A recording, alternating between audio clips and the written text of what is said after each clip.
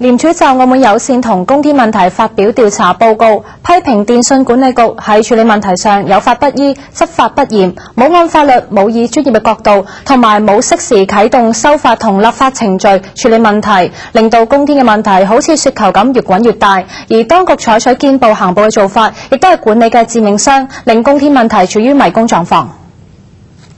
事件源於今年5月中，廉署接獲澳門有線嘅投訴信，當中指出電訊管理局4樣不善之處，包括長期以嚟對公天嘅違法廣播以及轉播電視信號冇執法同冇監管，唔單止縱容呢一種違法行為，更加冇依法保護著作權同相關權利，指出電訊管理局不作為等。廉署隨即向有關部門要求提交事件相關資料。廉署經研究分析之後認為，喺處理澳門有線同公天嘅問題上，電訊管理局明顯有法不依、執法不嚴，處理方法未切入中心，令行政效率欠佳。局方從來都冇按現行法律規定對公天服務商提起行政程序，以及作出相關嘅行政決定，亦都冇以專業同法律角度對批給專營合同嘅標準範圍同定義有一個清晰釐定。同時亦都冇適時啟動修法同立法程序。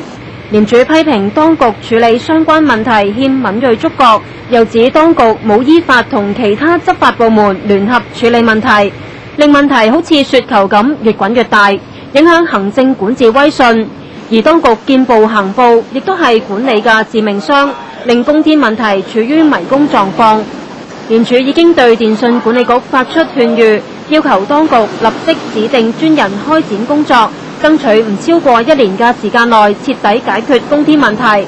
立即啟動立法程序，爭取3個月向立法會提交將公天服務商納入規管範圍，同時着手研究批給合同嘅問題，對爭議問題重新定位同採取各種法律手段，維護政府嘅管治威信。電訊管理局回應時話，局方十分重視廉署提及嘅內容同勸喻，並且會認真研究報告中所指嘅問題，作出檢討同改善。局方亦都重申，有線同公天嘅矛盾係一個相當複雜嘅問題，局方會配合電訊行業嘅總體發展方針同政策，致力尋求解決方案，滿足市民對電視傳輸服務嘅需求。澳門電視台記者高盈文報道。